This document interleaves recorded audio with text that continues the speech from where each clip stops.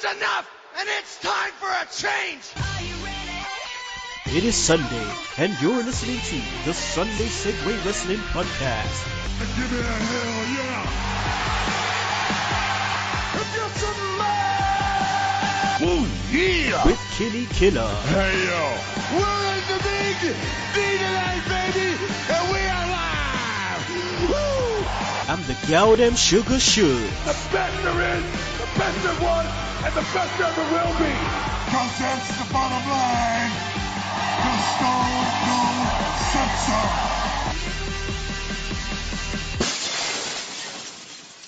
Oh, son of a bitch, if you just heard the glass shatter, that's right.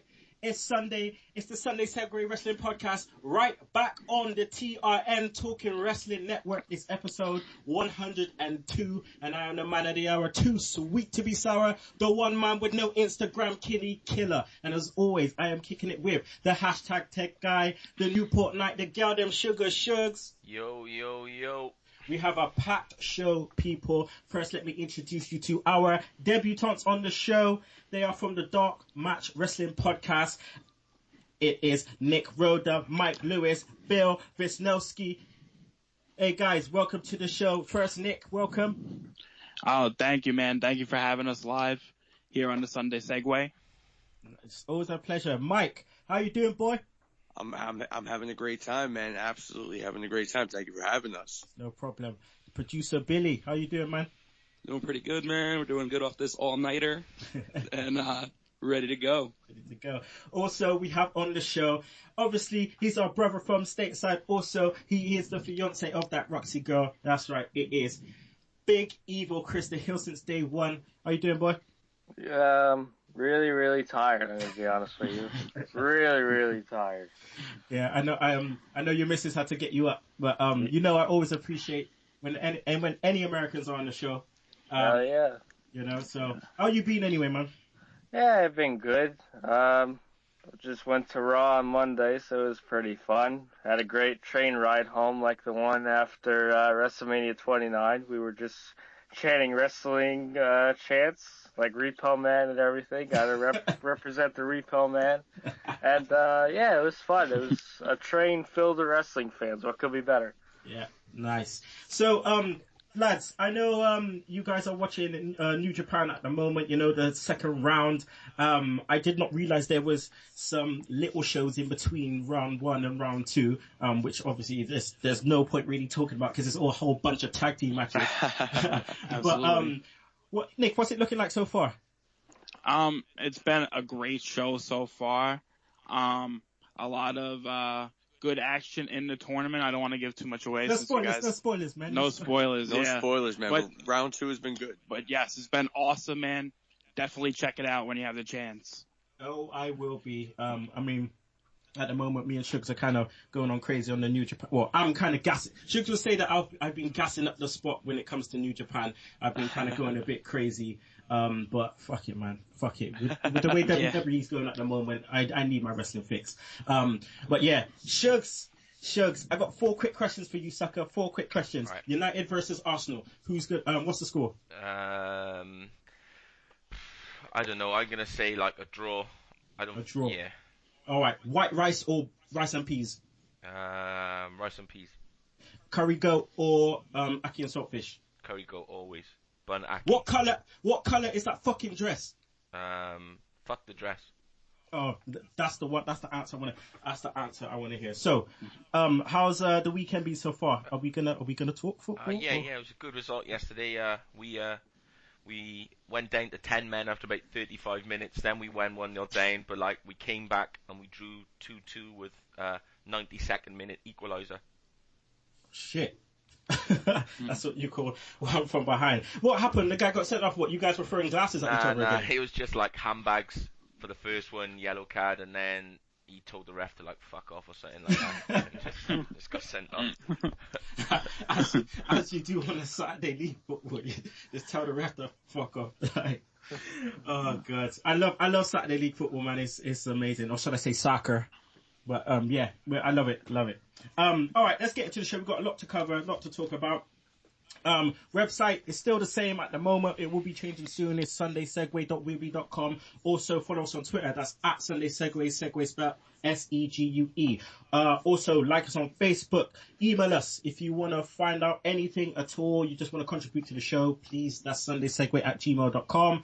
Subscribe to our YouTube channel, iTunes. We're on TRN, Podomatic, Stitcher Radio, Mixcloud, and don't forget to download that Double Twist player. So I just want to get some quick shout outs out there just quickly. Again, I can't fit all of you in. Sorry about your damn luck, but I'll fit you in next week. So, quick shout out to Chris Langford, Andre R. Thomas Sr., Frankensteiner Jr., Angel Ponce, Wrestle Cruise 2015. They actually have a cruise where people wrestle on. What the hell? Vic Volt, Ben Spedler fan page, The People's Podcast, and at that Adam Guy 65. Again, if I couldn't fit you in, I'm sorry, but I'll fit you in next week. Nick, any shout outs? Not at the moment right now. Maybe at Sour Speech on Twitter, at Mark Howden 223, I think it is. They're big supporters of the Dark Match Wrestling podcast. Okay. Mike, any shout outs? I have shout outs because I don't have a Twitter. I don't believe in the Twitter so much, so I steer clear of social media. I think it totally goes against what we're trying to do here, but I let Billy and Nick handle those things, and they let me know about it. Okay, Billy, any shout outs? Yeah, shout out to Bob Holly and Tom Atunga and Tyrus, because they're me and Nick's best friends on Twitter. Or so we say. Nice. I live every day of my life with these two telling me how they're great friends with all these people on Twitter. That's the life I have to live with every day. Oh man. Well, I mean, Bob Holly, you can't get much better. You can't get much better than that. He's crazy on Twitter sometimes. So, yeah. Almost as bad, not almost as bad as the Iron Sheik, but you know how he likes to spit out a fucking bullshit every so often. Shugs, any shout outs? I'm good. You good, Chris? Yeah, I just wanted to give a shout out, since my fiance's not here, to at that Roxy Girl on Twitter. Don't follow her in real life, like she says, because that's just creepy. And I want to give a shout out to James Steele, which is at JX2001, good friend of mine on there as well, and we both are massive Teddy Long enthusiasts. We always love a good tag team match. Yeah, holla. All right. I just want to give a shout out to our partners in crime, Max Wrestling E-Magazine. Make sure you check them out. maxwrestlingemag.weebly.com. New issue coming up tomorrow with and they cover our interview with NWA President Bruce Tharpe. That's right. If you missed it, make sure you check that out. Also, I want to give a shout out to other partners, Wrestling Video News, where you can get all your DVD news on all promotions. Also, Open Turnbuckle, that's Chad B. Rotten Broughton and his Mrs. Courtney every Wednesday and Saturday. Make sure you check that out. So, let's get into Raw. We've had a couple of shit Raws recently, but this one, I suppose, was okay. Shugs, we'll start off with, Rollins talking about his involvement with Jon Stewart. WWE love to kind of get involved, themselves into the mainstream media. How do you think that he kind of dealt with it? And was this distraction needed or a waste of time? Well, at the moment they haven't started the Rollins Randy Orton program properly, still. So it's just more filler, innit? Do you know what I mean? We're 3 weeks out or whatever from WrestleMania, and this is what they've got for him. So he's just got to go hard with what they got, because otherwise he's going to be doing fuck all else. Yeah. It's weird with 3 weeks left to go, and this is what we're watching. Chris, Reigns comes out to booze. So obviously I know you were there. What was the live reaction like when Reigns came out? Oh man, only the kids really went crazy for him. I mean, everyone tries to look up, no matter if they like him or not, just to snap a picture of him. But I was booing along with a lot of other people. It wasn't the best reaction, because it's a Northeast crowd. We like to voice our opinion, whether it's Brooklyn, the Garden, anywhere like that. We like to voice our opinion, and we just don't like him being, forced down our throats, so we're going to voice our opinion. But it was heavily booed. Very heavily hooped. It's a shame, man, because it's not his fault, and he's, you know what I mean? Like, I think he's got something, but I still, like I keep saying, I still think he should just be like, no, I'm not reading that. I'm not reading that. I'm not reading that. I am your guy, your next guy. I'm not reading that shit. I'm going to say what I'm going to say, but he's still kind of, you know, sucking on Vince's teeth, so he was doing what we're doing. But, Nick, the back and forth between Rollins and Reigns, you know, was interesting because you can clearly see the difference in promo technique.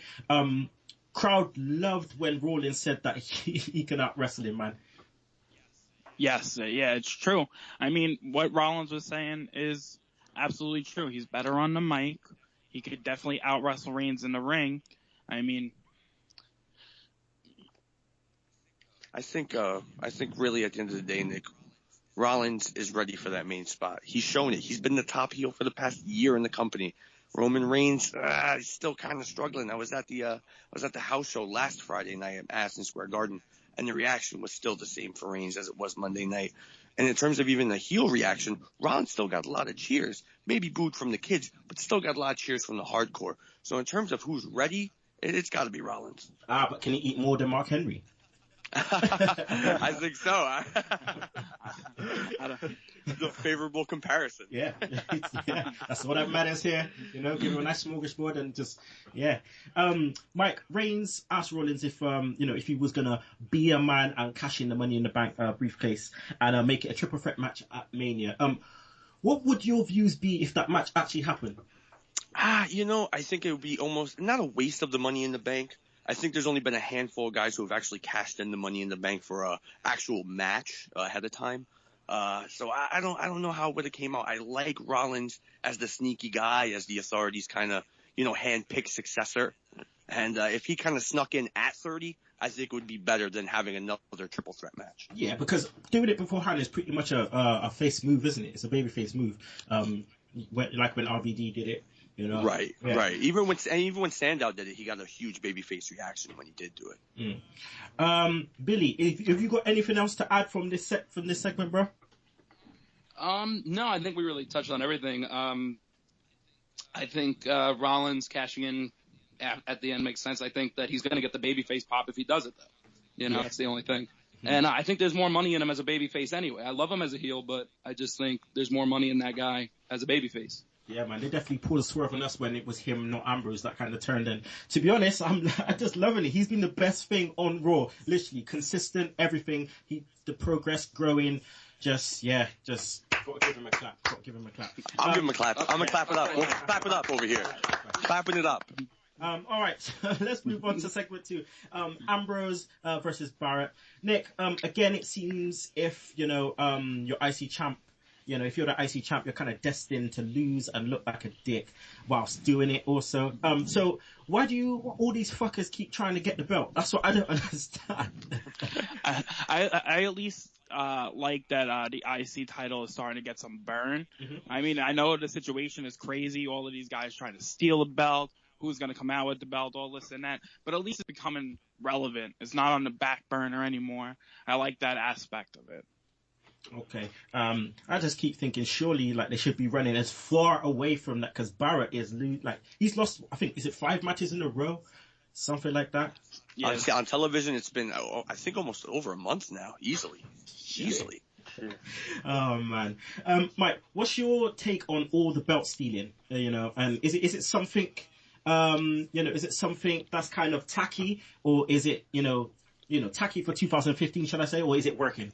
I think it's kind of hard to believe that all these guys want to steal a belt that hasn't been pushed in about 3 years. So I find it a little hard to believe.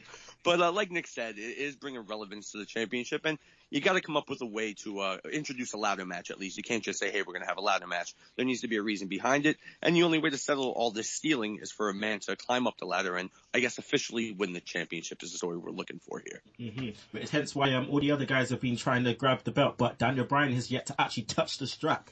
Yeah, very odd on that. I mean, but Bryan, again, should kind of be the guy who's not, willing to kind of go for it. He's been to the main event of WrestleMania last year. Maybe he shouldn't be on the forefront of trying to get the championship. Almost kind of end up in this situation at the end of it. Mm-hmm. Speaking of stealing, could this IC title ladder match at Mania potentially steal the show? I mean, I think so. I think this is like their placement for the Money in the Bank spot. And the thing that worries me about it actually is for Bryan. Like there's always been these comparisons between Bryan and Benoit. And Benoit, me and Mike were at WrestleMania 20, and Benoit won the belt. 1 year later, he's in the Money in the Bank match. And that kind of reminds me of what they're doing here with Bryan. Is he going to get lost in the shuffle? And that's what worries me most. But I think it has all the potential in the world to steal the show, just like Money in the Bank did years and years. All right. Well, we're just going to scoot over a couple of segments that, happened on Raw. Shugs, that missed our segment with Niagara, man. Yeah, that was, I think it was a really good piece. And Miz was really good in it as well. And you could see the joke coming. You could see it was going to be like some type of swerve just from the way he was acting. But, it was just joke, the way that everyone was laughing at him when he came back. Is the way Summer Rae just kind of looked down and was like, okay. But again, like we keep saying about the ball bag, all he has to do is stand up and be like, who's my wife? Who is my wife? At the end of the day, fuck y'all anyway. That's what he should be saying. Who is my wife? Standard. Should we change his name from the ball bag to something else now? Because he is kind of coming around a little bit. He hasn't done enough to get rid of that status. Okay, I'm cool with that. I'm down with that. Chris, what's your thoughts on the Bray Wyatt promo and the live reaction to obviously, putting the casket on fire? Yeah, I was a bit surprised. I mean, I didn't know if something else was going to happen, like if they were do the classic Undertaker lightning bolt like they used to way back in the day. But I enjoyed it. I mean, I'm excited for this match, but I'm just worried how Taker's going to be handled. I mean, for God's sake, a couple months ago, I think over the summer, we had this picture of him where he looks frail and out of shape. And now we got ones where he's doing squats and, with everything. It's amazing. But I think, once you start wrestling, you never get tired of it. You always want to do it all over again. It's kind of like any other sport. You get out of it and you want to do it again because you get tempted and everything. But I think that's what he's trying to do. But I enjoyed it. The crowd reaction was well. All the phones lit up and everything like that. Everyone thought he was coming out, obviously, but obviously that's not the case. But still, I enjoyed it. Really good promo. Is it safe to say we're getting a casket match? I think so. I really think so, because it's a good omen to what Undertaker used to do. I remember I think it was the 93 Rumble, Undertaker just kept doing vignettes with him building a casket for Yokozuna. Oh, it's 94, sorry. 94, okay. So it was him building caskets, and, he just was tempting Yokozuna to do this casket match. So I think we might get one. I really think we would. Speaking of casket matches, on the Retro Roundtable yesterday, episode 8, make sure you check that out. Dirty plug there. We was talking about SummerSlam 92, Undertaker versus Kamala. Just the reactions to Kamala's face when the Undertaker stood up. It's just hilarious. And then obviously going into Survivor Series 92 with the very first ever casket match. Oh, God. Nick, what could they do with Kid and Cesaro at Mania that would be good and make sense? Well, I think that they should fight the Usos. I think that would be a good match for them. The Usos, they got bumped from Mania last year. They should be on Mania this year. They had a good year. I think Kid and Cesaro, a good up-and-coming team. I like their chemistry together, and I think that they could have a really good match at Mania. Okay. Does Natalya and Naomi play into that, or did they just stay as obviously the wives? I could see them going the route of the mixed tag, but I would like to see them on the outside. I would like to just see, Cesaro and Kid put the tag titles on the line against the Usos and, give the tag team titles the match that they deserve at WrestleMania. All right, check this. What about the wives on the pole match? I'm down with it. Did Vince Russo book it? That's what I think. Well, I hope so, because if someone else did, that would be a bit weird. It seems perfect for Russo to be booking that. Wives on a pole, or cats on a pole, maybe. The swinging cats. Swinging. I like that. I like the swinging cat. I like the I idea like of the that. swinging cat. I like where you're going with that. I think I keep saying this, and then all of a sudden the NSPCC will be running after my ass, talking about cats and balls and shit. Mike, where was I going with this? Steph come out, to shit on Cena, which is always always great in my book. Made a lot of noise, which the crowd actually loved. What do you think, about Cena's place on the card right now? Right now, I mean, if you're talking about from a storyline standpoint, he doesn't have a match against Rusev, but I think we all know where it's headed. I thought it was a little ridiculous on Monday night that there was an actual discussion between Stephanie McMahon and John Cena about John not wrestling at WrestleMania. That sounds almost insane to even talk about, let alone be an actual segment on a Monday Night Raw. But obviously it's heading towards the direction of Rusev. I've heard of rumors of a flag match, which sounds almost as exciting as the pole match you just referenced. Unfortunately, that is a serious rumor, though, about the flag match. So, if you're going to push a guy for a year, or over a year, and then he loses to the guy that beats everybody, that doesn't sound very smart to me. So I hope that's not the idea, but that seems like where it's headed. See, man, that's what I'm saying. I keep saying to people, you're building up Rusev as a major heel. He hasn't lost all this stuff. Don't make him lose. No, just don't make him lose. If Cena loses to him, what's going to happen? Nothing whatsoever.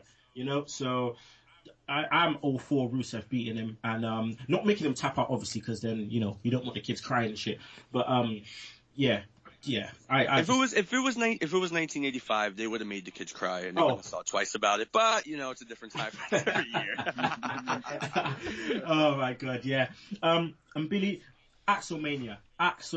Now, we here at the Sunday Segue like to reference Curtis Axel as the Weetabix kid, just because he is a dry as fuck. But at the same time, he's had nothing for ages, and now he's kind of slowly getting something.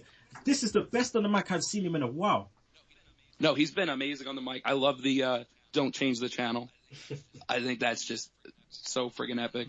And no, Axelmania's running wild. The guy's been off the TV for how long? And I think he's with the part of this new movement of give a guy a bad gimmick and see if he shines, where Mizdow did that, he succeeded in something that should have failed. And now I think Curtis is doing that with Axelmania. All right, let's go on to the next segment, which is Triple H and Booker T. Chris, what's your thoughts on the build-up to this match between Triple H and Sting and the fact that they keep, kind of censoring it around the whole WWE, WCW thing? Yeah, I like it. I mean, it's one of those fantasy matches you never thought you would see, and it's two of the best, promo cutters in the industry that are still around. I'm loving it, but it's a shame that they've limited Sting's dates in a way because you want to see both sides. It's kind of like Taker and the whole thing. You want to hear what the other man has to say, but I like how they're doing the silent vigilante thing. It adds a lot of, hype and mystery to the whole storyline. But yeah, I'm enjoying it so far. I'm excited for that match. I get quite annoyed when Michael Cole uses that vigilante though. I think maybe if someone else said it wouldn't bother me so much, but it's just the way it's like, the vigilante Sting! It's just like, fucking shut up, man. Yeah, it's Cole, it's just Cole. Oh, good. Shugs, man, what about the firing angle, man? Well, did Booker know he was getting fired? Because, I think it's his best bit of acting he's done for a while. So maybe he just thought that he was really getting his fucking pink slip because he looked shook like. He was like, wait a minute, sucker, wait. I get him my pink slip, and now he's like, wait, is this... The amount of times he looked into the hard camera like, wait, is this actually happening? Like, is this for real? Triple H, I'm coming for you. That's what he's thinking. I'm coming for you. Like, shit. And he walked away, and then Triple H was like, nah, player. I'm joking. Sit your ass back down. I actually think you're a good commentator. Lies, Triple H. Lies. Because I know you don't think he's a good commentator. He's just there because you wanted Jerry's old ass, off the commentary. Anywho, Booker T, I think you're right, Shugs. I think he acted that shit well. Because, that's probably the best way to do it, I suppose, this day and age. You kind of just, just do it ad-lib, just straight, just a cappella, just do it and see what happens. And he swam. with flying colours. So Booker T, nice one, dog. Have you heard, Shucks? Have you heard a bit about his wrestling school and his promotion and stuff? All I knew is that he had one, really. Yeah, man. Him and Stevie Ray, they're running the shit, man. I wouldn't be surprised if a lot of their wrestlers, join WWE soon, because they're running a decent promotion at the moment. Also, let's just look at some other stuff. Mike, AJ comes back to a mass pop. I think she's a New Jersey girl. What will be the Divas match for Mania? What do you reckon? I think after this Monday night, it has to be a tag match. I think it's got to be the Bellas against Paige and AJ. And it's also a way to keep the belt on the Bellas, which is what I think management would probably like, and still put the baby faces over at Mania. So everybody kind of wins in that respect. So I would say that's the direction they're headed in, especially after Monday night. Okay, and Nick, it looks like the hashtag Give Divas a Chance kind of worked, because they got, Nikki and Paige and the Big Boo Bella got a bit more time. Could they change the ethos of the Divas division after Mania, maybe? And I mean, we spoke about this on the show previously. Maybe having Charlotte come up, maybe win the title and say, you know what? To be fair to Flair, I'm not a diva. I'm an athlete. I'm a women's athlete. So I'm gonna do my thing and kind of do a tribute to Medusa. Get this trash and bam, dash this Divas title in the trash, man. Dash it. Yeah, I mean, I think Charlotte is definitely going to get called up to the main roster come after WrestleMania. I mean, I think the Divas division is growing. They have a lot of good Divas down in NXT, such as Charlotte, such as Sasha Banks, such as Bayley. You infuse these girls with the girls you already have on the main roster that could work, such as Natty Neidhart and, Paige and AJ and all of these other girls. And I think, given the time and putting the effort from creative, I think the Divas division could have a boom. Why not? Yeah, no, I agree with you. I love the way that you said the Divas that can work, because Rosa Mendes, that stiff, she's as stiff as bloody Dale bread, man. This girl, she's dancing for Fandango. She can't even dance. Like, what? She has no rhythm for a Spanish girl. It's amazing. I don't understand that. It's like, she cannot dance. It's unreal. It's like her body moves the same way as her face. It just don't move. Yeah. No, it just don't no feeling there. But Billy, sorry, Medusa in the Hall of Fame. I mean, I know the Hall of Fame, it doesn't really mean much when you got guys like Drew Carey in there, and then you got guys like Rick Rude and Big Earthquake John Tenter just sat on the sidelines, not even in there. But is this induction deserved? Absolutely, I really do. Such a part of my childhood was watching her actually be Alundra Blaze during the In Your House era. And then I just remember that moment, watching Nitro as she just tossed it in the trash. Yeah. And, God, if there was ever just that was one of the top probably 10 poignant moments of the whole Monday Night War. And for that alone, she should be in, let alone her wrestling ability. Hey, man, can you remember when she took that backhand by Aja Kong? Yeah. She actually took that like a boss. She stood there. Aja Kong was like, 1, 2, 3. But she even had time to count. That's how dazed she was. She had time to count and just backhand in her face. Lights out. Sorry, Alundra Blaze. Yeah. I mean, she's fought some weird characters, man. Not weird, but, you got Aja Kong, you got Bull Nakano, and then you got Bertha Faye. Yeah. That was a rough time, I think. Rough time in WWE. All right, let's go to the next segment. The Daily Show with Rollins and Stewart. Shugs, what did you think of Jon Stewart's involvement on the show? Because I thought he was a boss. Yeah, I just thought, he went with it. Do you know what I mean? I don't know whether he's a fan, or they said I think his kid's a really big fan, so obviously it must be something he watches with his kid, because, do you know what I mean? He knew what he was chatting about. He wasn't just wheeled onto TV and just this and that. He actually knew his shit. And, it was really good. Not like Kathy Lee and Hoda. Again, who's Hoda? Who's Hoda? Oh, shit. Oh, man. Sounds like a fake car. Hoda. Oh, shit. How can this guy come on TV and be better on the mic than most of your roster? Well, he is on TV every single day doing this type of stuff, so, Masterclass with Jon Stewart. That's what they should take him to NXT. Straight. don't know, because Baron Corbin can deal with that stuff right now. I mean, obviously he's not talking much, but yeah, man, when he does talk, make sure people are listen. more worried about his belly button than whether he can talk. His belly button. What's happening with the belly button? They just don't like it. I don't think. That's why they got that. That's why he's got that t-shirt on. It's like when they're chatting about fucking Cesaro, and someone was talking about his nipples. Who was that? Fucking Josh Dillon was talking about his nipples. He's saying his areola's too big.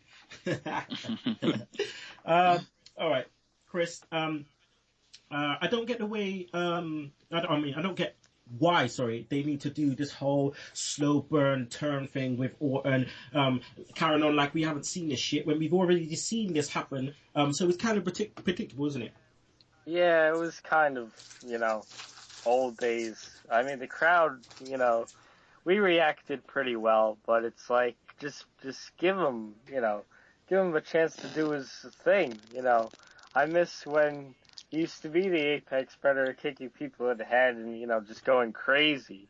And now he's just doing, throwing his arms back like, I don't give a shit, This is how many fucks I give about this. And, it's like, I just miss how he used to be. I think he needs to bring back that character, dig deep and just bring him out. Just go mental on Rollins. It's like creative seem to forget. It wasn't too long ago where he actually kind of he did turn on them. Before he got injured a couple months ago, we've seen this. We've seen this already, right? So why then make him come back and do exactly the same thing? I don't see the purpose, because it's not like we're gonna go, oh shit, he just turned on Rollins, god damn, we've seen that already. We know it's happening, so, and it couldn't happen in any worse a way. The guy got a curb stomp on the table, which was ordered by Stephanie McMahon. And, man. Yeah. Anywho, let's move on. Couple of other little things. Billy, Bryan versus Harper, for me, was the best 2-minute match you will ever see. That dragon suplex on Bryan's head, jeez, that was nuts. What's your thoughts on Bryan's involvement, though, in the IC title chase, and the fact that he's kind of gone down so far, so soon? Well, I mean, I think for one, it goes to show the talent of Daniel Bryan, that when you give a real wrestler 2 minutes, they can make it happen in 2 minutes. And, maybe his wife should look into that. But, no, I mean, I think there's the two sides of the coin here. Yes, Bryan can win the title, which is tough because it's a toss-up with him and Ambrose. Either way, you want to send the crowd home happy with that match, I think. But he can either bring prestige back to the Intercontinental title that, we've been dying for, maybe pull like a Nakamura with the belt since it's his favorite wrestler. But then there's this other side of it where I just feel like, is he becoming that, like I said before, that Benoit heading into the new, WWE, CW, just trying to give the pat on the back to these guys because they don't see him as the top contender anymore. Yeah, I understand. Because they have a prettier face, I understand what you mean, go and work with the guys that deserve to get good matches and get a bit of the spotlight, and Daniel's the guy to kind of will definitely do that. But yeah, man, it's just one of those things where we could see John Cena and Bryan as the secondary champions just to maybe push that up, but I don't know if they can do that. It's the only time will tell. But Mike, Paul Heyman, right, comes out again, speaking assertively, making statements, for Brock. What's your thoughts on the promo? Because he kind of went a bit left field. I don't know if the mics cutting in and out were part of it, but it certainly added to it. It was awesome. And Paul gave the old shoot handle on his on the gun right before he cut it, so you knew it was going to be a little bit of a shoot. Paul's Paul, man. He's gonna say what he feels, and he's always gonna find a way to take something that's real life and turn it right back into a storyline and engage you right from the beginning. And he did that. He did that very well on Monday. He casually dropped that Brock was at UFC, but also brought it back that he's going to be at WrestleMania. And he just has a way with words. And like I said, I don't know if it was audio problems, if the mics really weren't working, but it certainly seemed like there were some people back there that may have been a bit upset with a couple of Paul Heyman's comments. I'd definitely tell you who it was. Kevin the Dick Dunn. That's what happened there. Kevin Chipmunk face? Yeah. Not chipmunk face. Chipmunk face. That's what I'm talking about. Jim Cornette made him cry one day. I don't know if you ever heard that story. Nah. Made him cry, yeah. He flipped the switch on that. He was like, yeah, nah. My audio off. You mentioned Ronda Rousey. Fuck you. Audio off. That's it. But no, you're right. I mean, you could be reading the newspaper and then all of a sudden you hear Andre's dead. You're like, wait a minute. You look above the newspaper and you're like, wait, did he just say that? And then you go back to reading again and they said Ronda Rousey. You wait, what? Exactly. He's the guy you got to pay attention anytime he's out there because you never know what he's going to say, and he has a hell of a track record of saying what he feels. So you always want to listen to what Paul's going to say. Definitely put that newspaper down. All right, Nick. If you were Lesnar, all right, what option would you take after Mania? You have UFC or you have WWE. You even have Bellator. I hate saying that name because it's just shit. But yeah. Yeah, I don't think Bellator is in a discussion if I'm Brock Lesnar. I mean, it's really down to the WWE and the UFC. I mean, I think in this point in Brock's career, I think going back to the UFC might be a mistake. I don't know if he's could handle fighting legitimately anymore. And I think the money that the WWE is prepared to throw at this guy is going to be hard to turn down. Yeah, definitely. I mean, if he signs, does he turn then and come a babyface? Do you reckon that would, that would help the situation maybe night after WrestleMania? Yeah, I think so. I think the Brock turning babyface is definitely a route that they should explore after the night after WrestleMania on Raw. I think an angle with Seth Rollins is almost pretty much handheld right now. It's pretty much in the bag if he turns babyface. It hasn't been resolved, and I think there's more in that angle. Yeah, and Rollins at this point is definitely the top heel, I think, in the company, whether they like to admit it or not. Oh yeah, definitely. And I think Samoa Joe would be wicked, kind of in a role right now.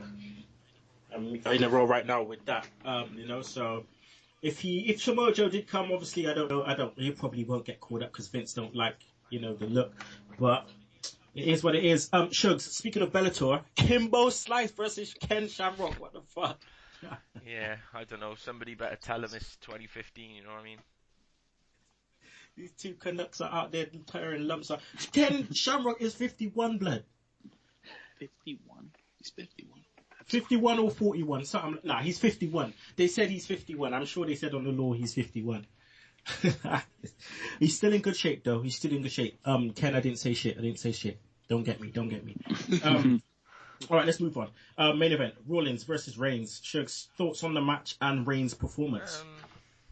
I just think at the moment they're keeping him looking good by putting him in with good people, It's great seeing he had a good match with Daniel Bryan at Fastlane, and it's probably pretty easy for him to have a match with somebody he's probably been working with for the last 2 years.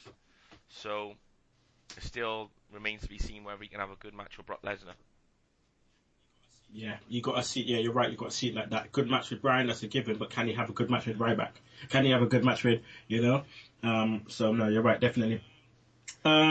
Chris, were you surprised that Reigns took another loss?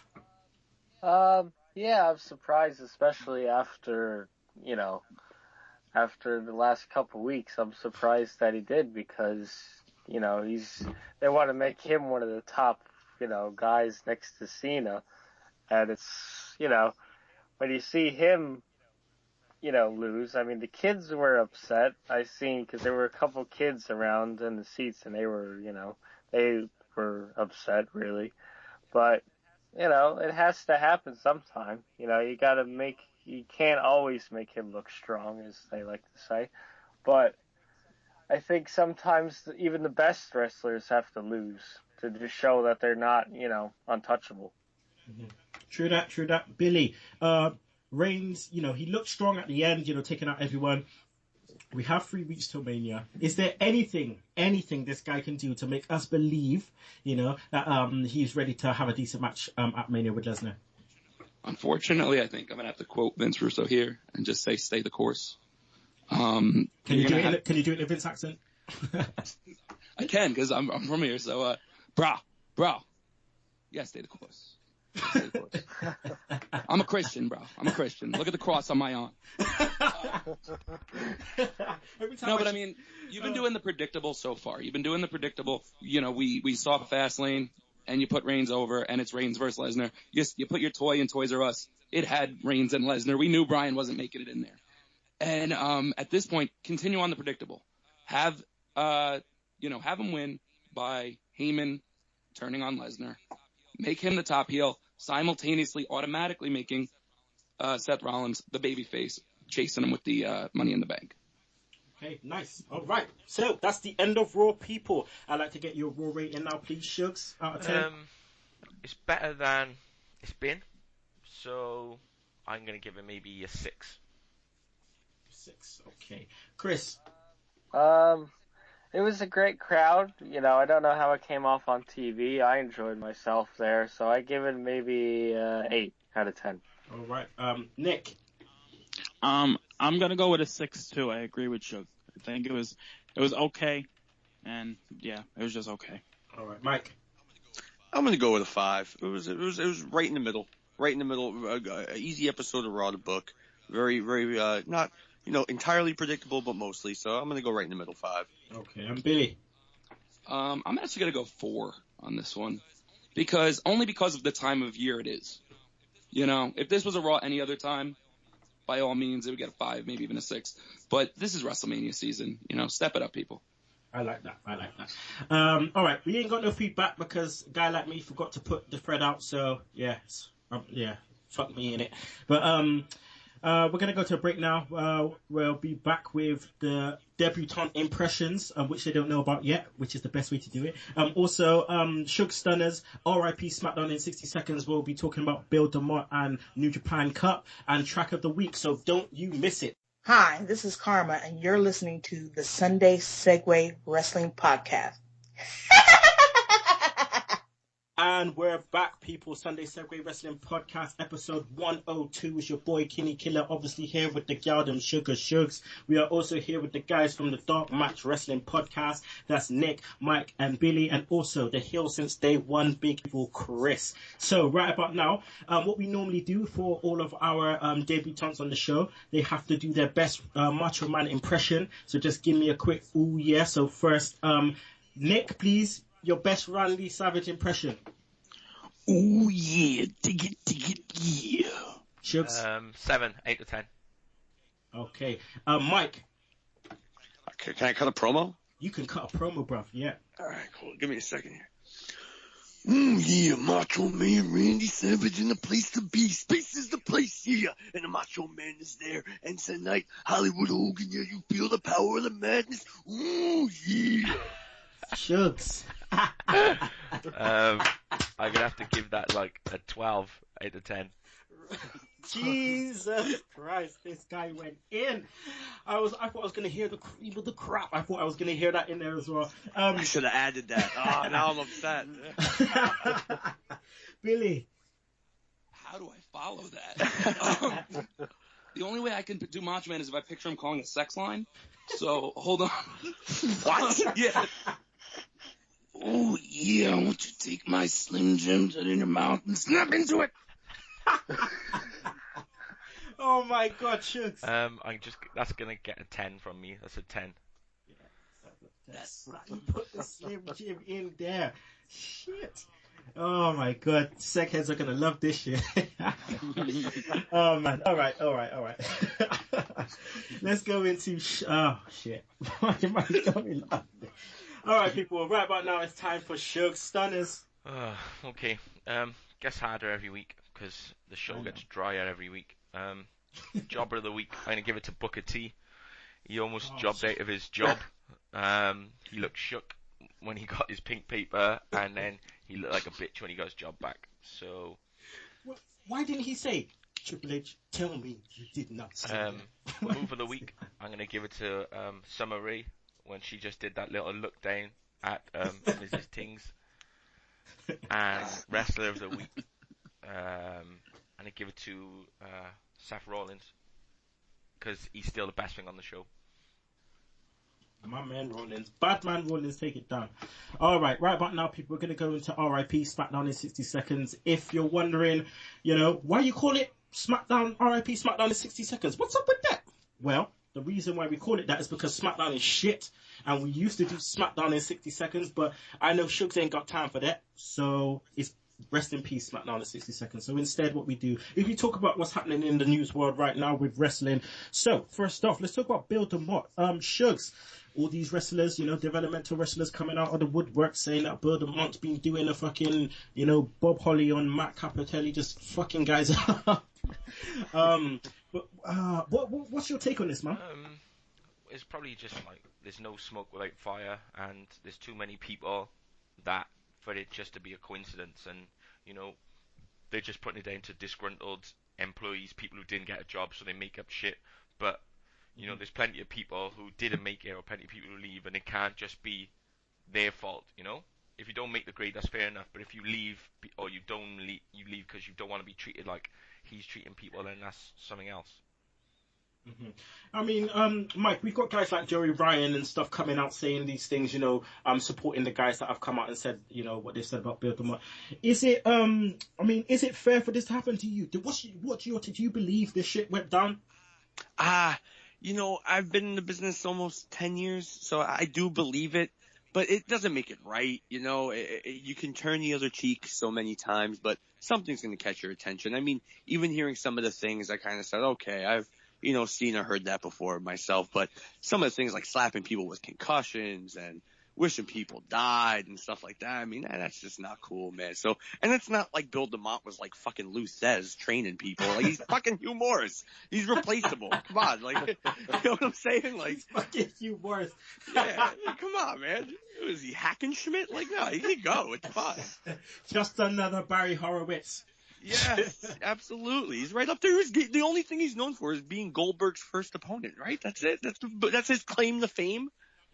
Now, if he was in there fucking stretching them like Stu Hart, now you could, you could say, all right, fucking just cool out for a sec. But, geez, man. Chris, one last thing on this. Do you think him kind of obviously resigning just to make sure it's out of the limelight in terms of WWE, do you think his reasons were correct to resign? Do you think he should have maybe hang tough and kind of held on to his job?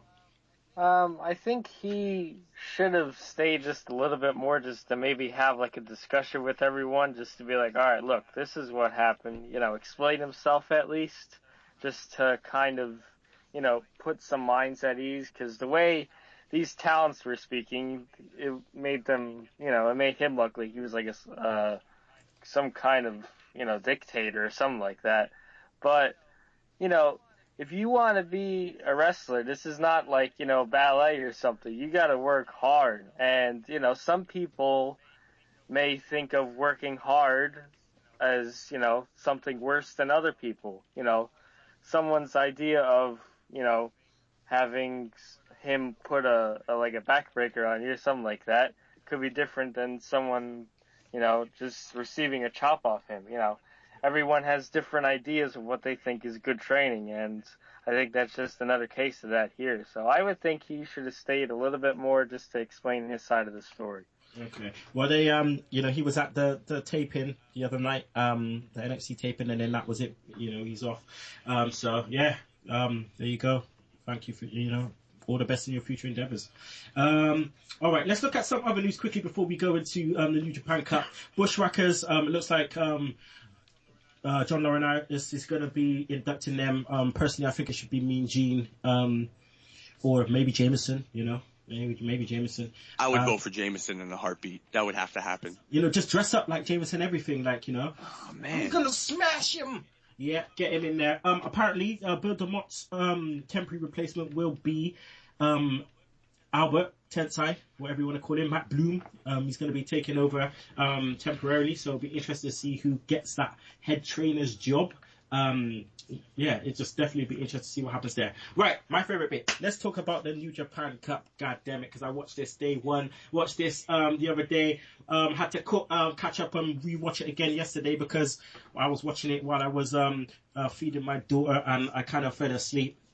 as you do as a parent when you got your kids sometimes. So, yeah, so I had to rewatch it. Jeez, man, what a first day. Obviously, Nick, it started off with Takahashi versus Yoshihashi, which was anticlimactic because this match did not start off well at all. I just didn't like it. I was too busy looking at the girl that came out with Takahashi. I agree. I mean, this match, like when I read the tournament matches, I was like, this is the match that I'm not gonna pay attention to too much. I don't think any of these guys have a chance to move on beyond the first round against each other. So I really didn't pay much mind to it. I mean, the match was solid. It was all right. But not so great. It's not so great. Mike. Oh man, I was looking forward to this. Togi Makabe versus Honma, because Honma obviously was Makabe's replacement during the new beginning cards, and he had a wicked match with Ibushi, and then he had an even better match with Ishii, and then again, it was a 10-minute match, but these guys slapped the shit out of each other. It was unbelievable. And I would put Honma's match with Ishii for the vacant neverweight title up to match of the year so far. Definitely one of them. But against Maccabee, you kind of had to think Maccabee was going to get the victory. Maccabee has a claim for that neverweight title. So if he actually runs the gamut in this tournament, I wouldn't be surprised. Yeah, he's my pick to actually win. But Honma, I just love when he goes for the headbutt. I just love it. Absolutely love it, man. But yeah, then we get Goto versus Yuji Nagata. Yuji Nagata, for me, obviously old school guy, WCW, all of that. And then now seeing him here in New Japan, it's just wicked. And Shibata, Billy, do you watch much New Japan, Billy? I'm playing a little catch up right now. We're watching New Japan Cup, round 2 of the tournament now. I've been watching it on Access TV. They have that with Marvin Arlo, and that's been an awesome show. But I've just kind of played catch up since Wrestle Kingdom was pretty much the last time I got to sit down and really watch. So I'm so out of the loop right now. Nick, Shibata versus Kojima. Right, I was looking at their necks, and visibly they had red all around their necks because these guys were doing forearms just continuously. I mean, there was a spot where Kojima does the corner spot where he's just non-stop chopping, and then all of a sudden Shibata just swings him round, reversal, just bam, forehand, just forearm, just fucking him up. Yeah, it was unbelievable. I mean, if you're looking for a strong style match, this was the match for you. I mean, Kojima and Shibata beat the hell out of each other in this match. I'm a big fan of Shibata. I was glad to see him go over on Kojima to set up the next round against Goto, his partner. I mean, that match right there might spell the end for their partnership, but I think they've had great matches in the past, and I cannot wait to see that on day 2, which we're watching. Yeah, man, because I think they faced off at Wrestle Kingdom last year, and that match was so good. But yeah, man, Shibata, GTS, Shugs, when you watch this shit, GTS into a PK, a penalty kick, a punt kick in his face. It was horrible. It was absolutely horrible. So Goto defeats Yuji Nagata. That match was good as well. Love the finish. We get Sakuraba. I don't know how this guy's still around. But not even him. Nakanishi. What the hell? This guy is still around. We get Ishii also. You get with your guy Shugs, Nakamura. Just loving it. Captain New Japan also with Tenzan, NWA champion. They did this nice sequence at the end to finish off with Ishii finishing with a running clothesline as he was sit up. Ibushi versus Doc Gallows. It was interesting because Mike, because we had a big guy versus little guy. Obviously we know Ibushi's kind of crazy. He does wrestles for DDT and stuff, and he does all the high flying moves. It was good to see him to do German suplex. Definitely, get that on Doc Gallows. But it was inevitable he was going to win, wasn't it? Yeah, a little bit. I mean, you can't see Doc really going too far. And plus, Billy's actually the one who keeps saying it's Coda's year this year. So I mean, that seems to be kind of the thing. But again, Coda, a lightweight defeating a heavyweight, it kind of shows he may go further in this tournament than one would expect. I'm not gonna lie, Shugs knows Ibushi's my guy. I'm gassed up on him. He's my guy right there. Naito defeated Machine Gun Carl Anderson. Again, I thought this match was good. Naito was bumping like a madman. I think he did some Carl Anderson did a running, kind of like a leg lariat kick, kind of, and then he decided to take the moonsault bump. Don't know why. Landed on his head like a madman. He just, and the guy dresses so off key. He dresses so weird. I don't get that. But yeah, then we got the two surprises, Mike. We got the two surprises. Toru Yano defeated Tanahashi Shugs. He defeated Tanahashi. Now, I don't know if you remember who Yano is. Yano's the guy who was around with the DVDs, selling the DVDs. Does the RVD shtick. Again, he's funny as fuck. I love this guy. But yeah, Mike, man, could you believe what you saw? No, man, I was in shock. I couldn't believe it. And not only that, but he beat him in 4 minutes. 4 minutes. That's insanity. Unbelievable. And it robbed us of a possible matchup between Tanahashi and Kota. Could you imagine? Right. Oh, my God. I couldn't believe it. I was upset. And then, as you were going to say, it just got crazier as the show went on. Then we got the main event, man. Bad Luck Fale. Shugs, I know you love that guy. Bad Luck Fale defeated Okada, Shugs. He beat Okada. And when I mean he beat Okada, he beat him. Like, oh my God. Nick, he tried to go for, he did multiple drop kicks, like, best drop kick in the world and all that. Tried to go for a tombstone. He ain't getting this guy up, but tried to go for it. And then all of a sudden we get this sequence of moves by Bad Luck Fale. And then he just goes with the, Razor's Edge, or the Bad Luck drop or whatever you want to call it. And just 1, 2, 3, man. Gedo looked like he wanted to fucking cry. Yeah, man. I mean, when I seen the bracket for the tournament, I said to Mike and Billy, Bad Luck Fale over Okada, and they looked at me like I was crazy. And I had a feeling that he was just gonna go over on Okada, and the match was good, and it was awesome, and he hit him with the big 3 moves at the end, and it really solidified Bad Luck Fale's maybe spot in this tournament where he could maybe make a little run, make a little noise. Well, obviously he won't win. Well, I say this, he probably won't win, but it just means Bullet Club member versus Bullet Club member. And I don't really want to see Bad Luck Fale versus AJ Styles. So, jury's out for who's gonna win. I think it's Ibushi Yano in the next round. Also, I think you have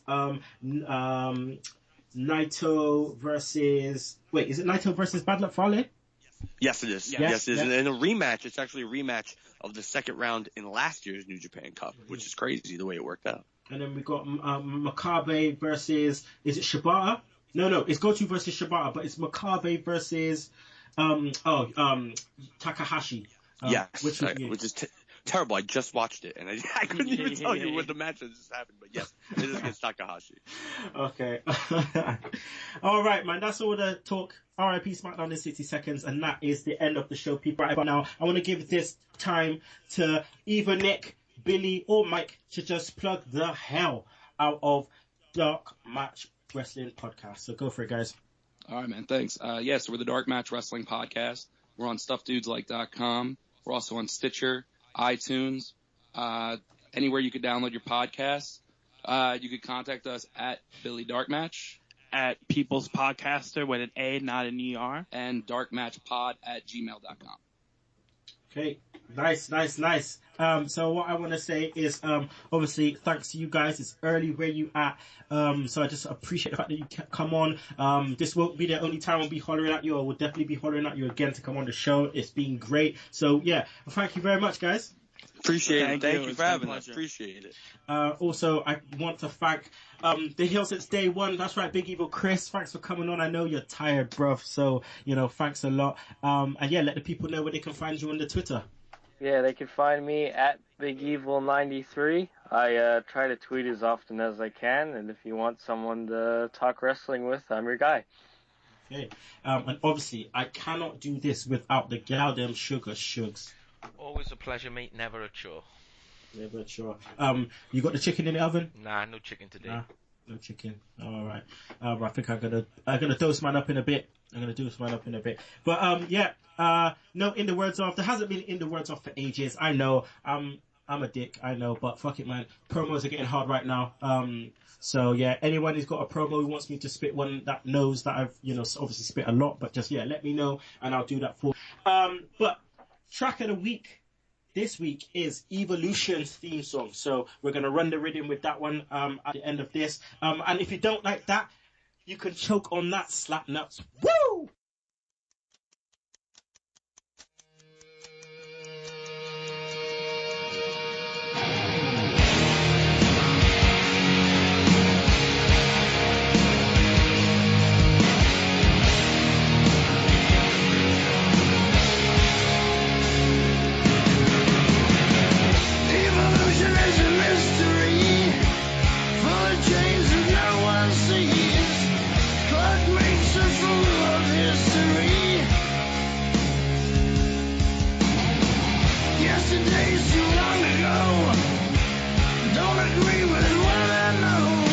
Tomorrow